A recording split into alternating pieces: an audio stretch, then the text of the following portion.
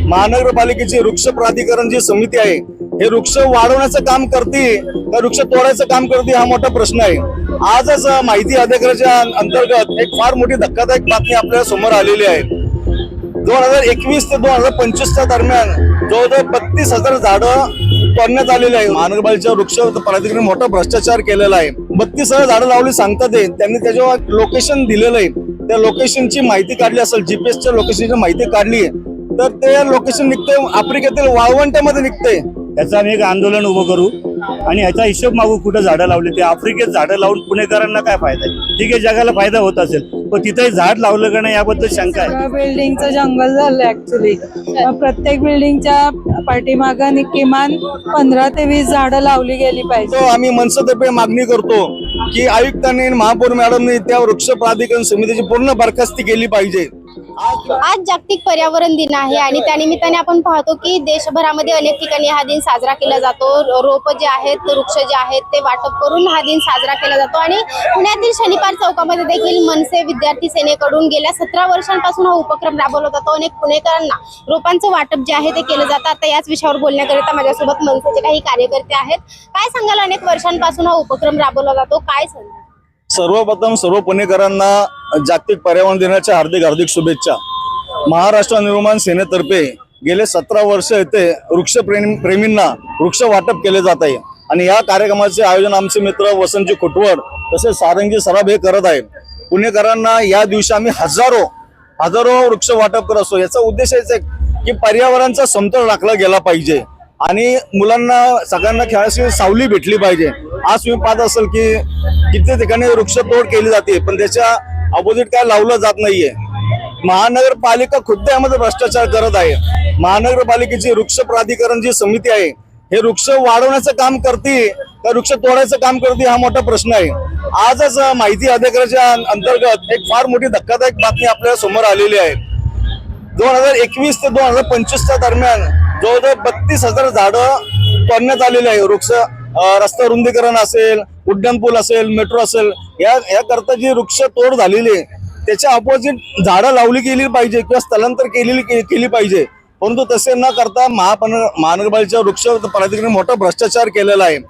आज 32,000 झाडं लावली सांगतात त्यांनी त्याच्यावर लोकेशन दिलेलं आहे, त्या लोकेशनची माहिती काढली असेल, जीपीएसच्या लोकेशनची माहिती काढली तर ते लोकेशन निघते आफ्रिकेतील वाळवंटामध्ये निघते। साड हे कुठलं तरी वाळवंट आहे आफ्रिकेमध्ये, तिथं महानगरपालिकेने झाडं लावलेली, म्हणजे हा किती मोठा भ्रष्टाचार आहे।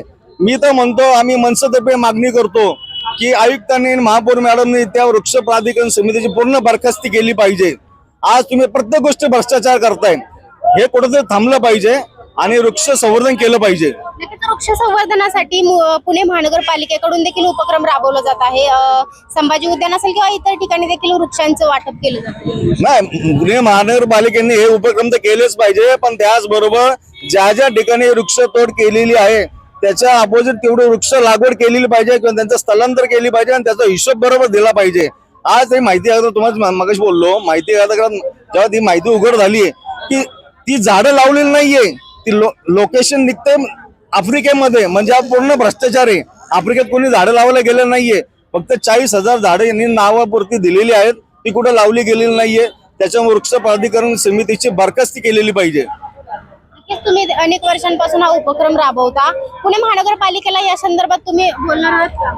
पुणे महानगरपालिकेला आमच्या तर रविभाऊ सानेंनी सांगितलं याचं आम्ही एक आंदोलन उभं करू आणि ह्याचा हिशोब मागू कुठं झाडं लावली ते। आफ्रिकेत झाडं लावून पुणेकरांना काय फायदा आहे? ठीक आहे, जगाला फायदा होत असेल पण तिथेही झाड लावलं का नाही याबद्दल शंका आहे।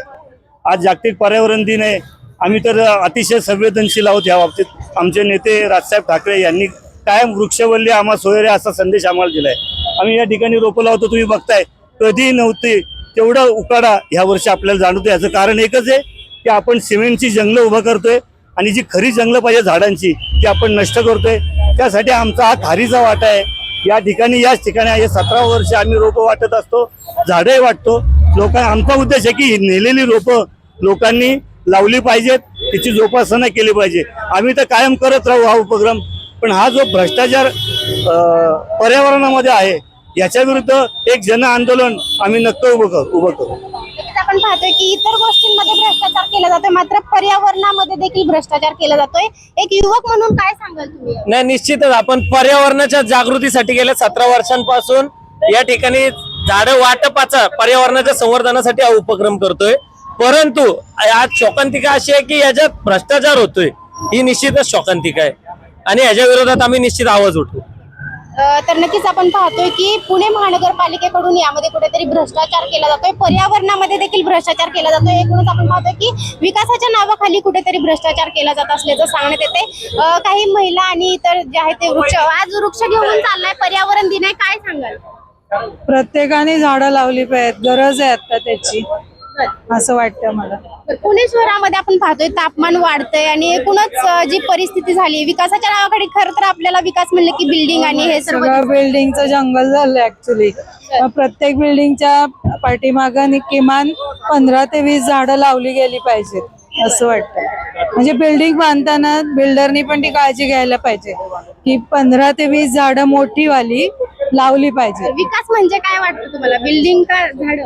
नाही, दोन्ही गरजेचं आहे आता सध्याच्या काळात, कारण लोकसंख्या पण वाढते त्यामुळे बिल्डिंग पण गरजेचंच आहेत, पण त्याबरोबर वृक्ष पण पाहिजे. तर एकंदरीतच आपण पाहतोय की आज पर्यावरण दिन आहे आणि त्यानिमित्ताने मनसेकडून खरं तर वृक्षांचं वाटप केलं जात आहे. मात्र एकूणच पुणे महानगरपालिकेवरती भ्रष्टाचाराचा आरोप जो आहे तो मनसेकडून करण्यात आलेला आहे. पुणे महानगरपालिका जी आहे ती पर्यावरणामध्ये देखील भ्रष्टाचार करते, त्यामुळे या विरोधात आम्ही आंदोलन देखील उभारू असा इशारा जो आहे तो पुणे मनसेकडून देण्यात आलेला आहे.